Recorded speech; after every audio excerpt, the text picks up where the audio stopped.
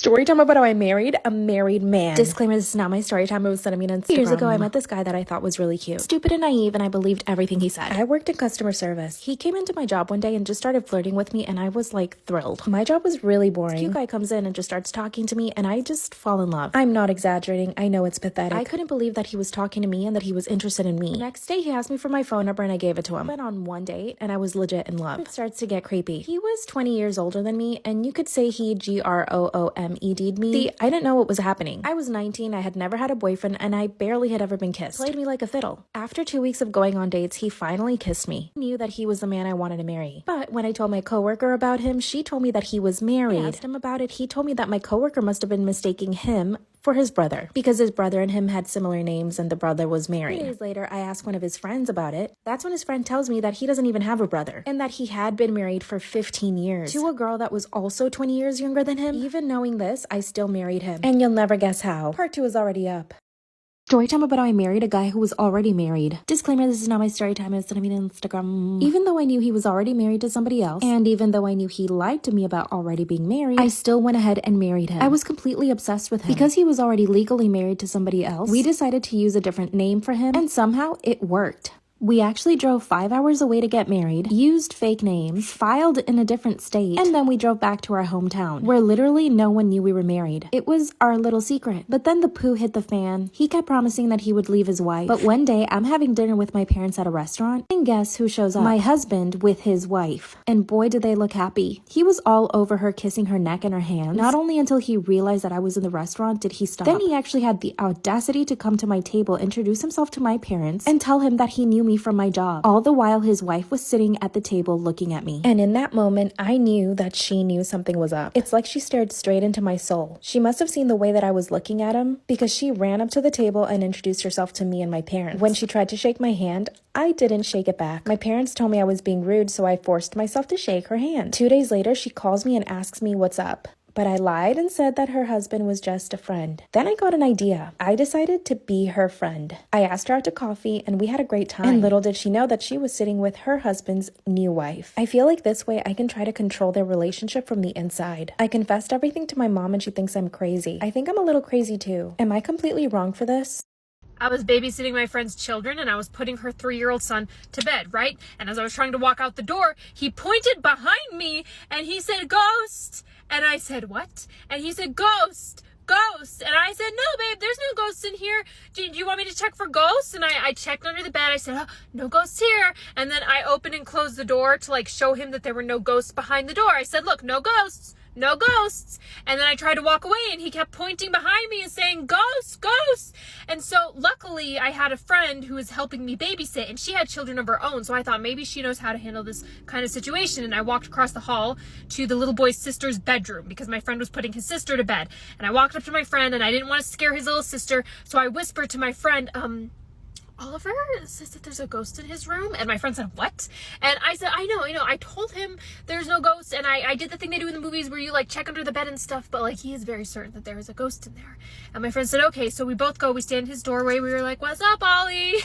And he just kept pointing behind us and saying, "Ghost, ghost." And he's getting more and more upset, right? He's yelling ghost and he's more and more frantic. And my friend and I are pretty spooked at this point. We thought, okay, well, we're not going to do is freak out. But we are quite certain that there is a ghost on the premises. What do we do? Does Allie have any smudge sticks in the house somewhere or like fancy candles? And then all of a sudden from the other room, his sister yelled out, "Closed." And we both went, "What?" And his sister said, "He's saying closed. He wants to sleep with the door closed." And we were like, yeah, obviously. We knew that's what he was saying. We weren't scared of a ghost. Am I wrong for telling my sister that she can absolutely not bring her service dog to our wedding? I, 32 male, am getting married to my long-term girlfriend Gemma, 30 female, at the end of November. Now, me and Gemma are having a small wedding with only close friends and family, mainly because we don't want it to be inconvenient. And choosing a venue is really hard due to Gemma's allergy. Gemma's allergic to dogs and terrified of them due to a freak accident. While her allergy is not deadly, even when taking anti-allergies, her face would get significantly swollen. She would get red marks all over that are visible even with heavy makeup, and she would constantly sneeze. Lockdown was a blessing in a way because she could wear a face mask that was helping with allergies. She's still trying to wear it but can't always do it inside as people immediately think she's ill. The issue is my sister Kate has diabetes and has a service dog, Lenny, to help her. I absolutely adore Lenny and Gemma is not scared of him either. But due to the circumstances, I asked her not to bring him. Am I wrong for telling my sister that she can absolutely not bring her service dog to our wedding due to my wife's allergy? So I reminded Katie, my sister, not to bring her dog to our wedding as I believe my future wife should be able to enjoy her day without swelling, which would be hard to avoid due to the venue being small and private. You see, Gemma gets the reaction even if there's a dog in the same supermarket and it doesn't touch her. As a result, my sister reminded me that he's a service animal and I can't ask her not to take him. But I have told her he's still a dog and being a service animal doesn't miraculously cancel my wife's allergies. I'm not asking her not to bring him to family get-togethers, I'm just asking for our wedding. My sister and my mom both called me wrong and are not talking to me and have even threatened not to come to the wedding. To which I said is fine as I value my wife's comfort more, but still, am I wrong? Top comment says, what's your sister's solution? Having your future wife suffer at her own wedding? Is this some kind of dominance play? Am I wrong for refusing to go stay somewhere else so my mom can do the dirty? It's my 19 female birthday on Saturday and I plan to go out and have fun and come home to sleep after I was done. Well, my mom, 43 female, came into my room and asked if I wanted to go and stay somewhere else on that Saturday so she could have her man over to do the deed. I was obviously upset by this and told her I planned on coming home as I wanted to sleep in my own bed. She then persisted that I go and stay with a friend because she didn't want to have to go out to do whatever. I said it's not my problem that she wants someone to come over and I will be coming home to sleep. That's when she told me she would be loud and make sure to wake me up to hear and made it clear she doesn't want me home. This could have been a joke, but either way, that is not normal to say to your child, right? For context, I've been hearing my mom do that with boyfriends since I was about 10 years old and had complained multiple times.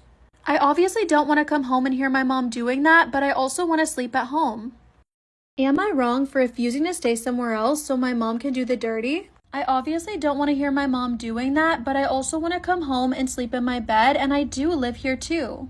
We've been going back and forth on this, and now I'm going to stay somewhere else, but I feel like she's in the wrong for asking me to leave in the first place. I don't know what to think. I understand where she's coming from, but still. Edited to add that I do not pay rent because simply I can't afford to. I can't simply just move out. That's way easier said than done, and when I go to uni next year, I plan on leaving. And my mom also agrees that's the best time for me to move. I'm still in full-time education and have a part-time job, so let's not be harsh on the fact that I still live with my mother. I understand the privilege of living at home rent-free, but it doesn't take away from the fact that my mom wants to get me out of the house just to do the dirty. Some of you also asked about the boyfriend, and yes, he does have his own home. It's just in another city, and I personally never met him. So, am I wrong? Am I wrong for laughing at my housemate when he suggested that I not shower on my period? I, 31 female, live in a share house, and one of the housemates, Jack, male 30, has never lived with a woman outside of his mother. But he likes to say he's aware of women's issues and calls himself a feminist. For instance, he doesn't agree with the saying, no uterus, no opinion, because he feels it's his job to be informed, as it would affect him if he becomes a father or a husband, which was fine until it came to this issue. So like most biological women, I have periods. However, I cannot use tampons or cups. I also, shocker, shower during this time. I prepare a new pad onto a clean pair of undies and shower as normal. Then dry myself off in the shower and step straight into the undies, and obviously check the bathroom for the mess.